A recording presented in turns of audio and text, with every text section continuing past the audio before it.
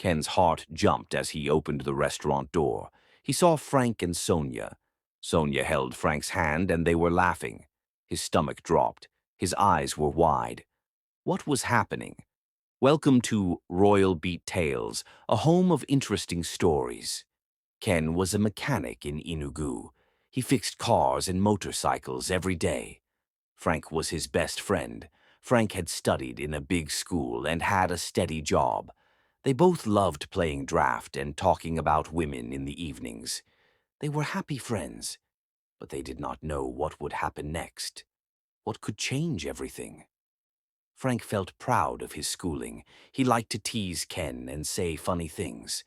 Ken often laughed. Ken always said, "I fix your car with my hands and you fix your brain with books." Frank joked that books were better than grease. They both laughed. Yet one evening someone arrived that would change everything. Who could it be? One evening a tall, stunning woman named Sonia came to town. Everyone noticed her bright smile.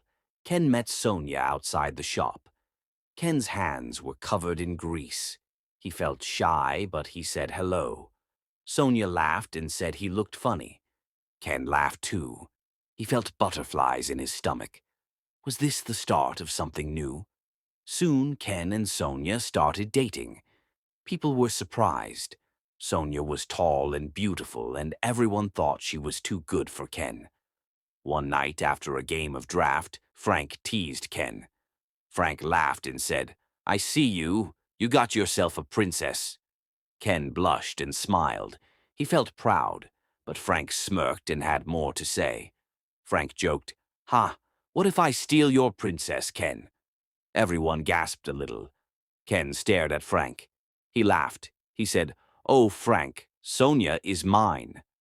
She is so kind. She would never leave me." Ken was sure. Frank shrugged and teased more.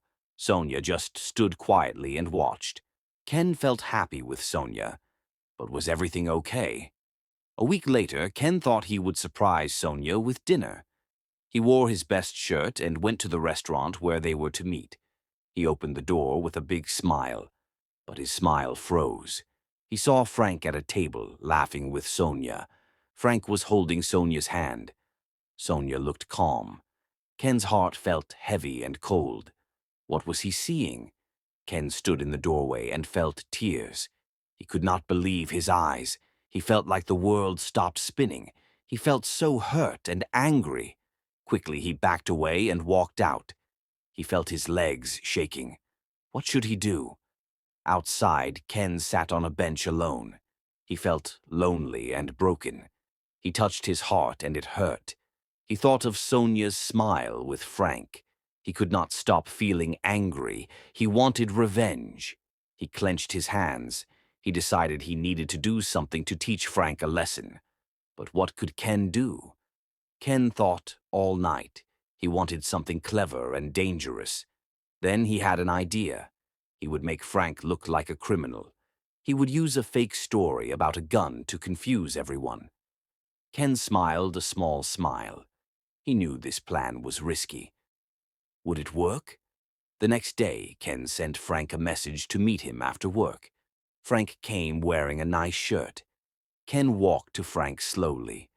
Ken had a small bag with him. Frank asked, "What's in the bag?" Ken said nothing. Frank laughed, expecting a joke. But Ken suddenly opened the bag and pulled out a toy gun. Frank's eyes grew wide. What was Ken about to do? Ken held the toy gun calmly. He said, "Sonia's name means something to me now." Frank stepped back in shock. Ken whispered to Frank, "I already called the police. They will be here soon." Frank started to panic. He dropped his bag and tried to run, but Ken was quick. Ken grabbed Frank's arm. Frank yelped and tried to pull away. They stumbled a little, but Ken held on tight. Frank looked at Ken with fear. The tension hung in the air. Suddenly, police sirens blared. 2 police cars skidded to a stop by them. Officers ran out with guns and flashlights. Frank held his hands up, confused. Ken stood still, breathing calmly. A crowd of people gathered around. One officer shouted, Drop the weapon now!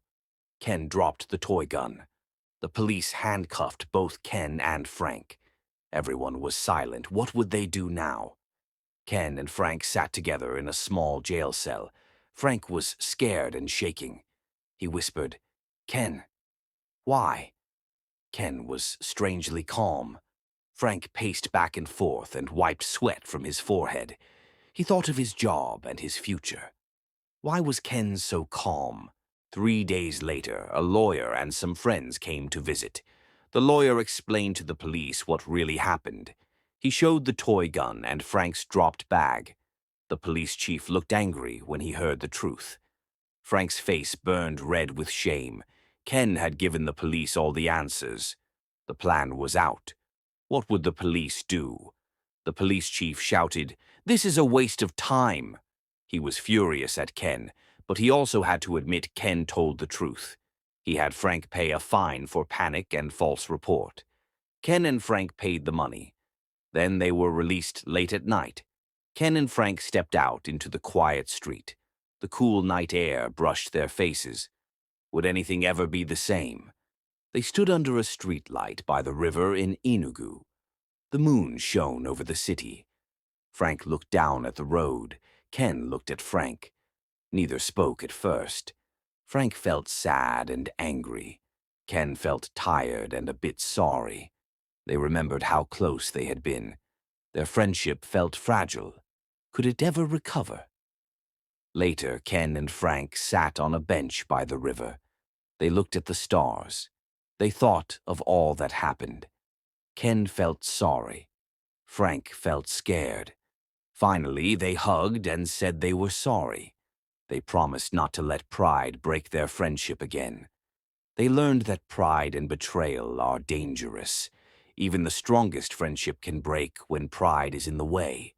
Thanks for watching. Please subscribe, like, and comment for more interesting stories.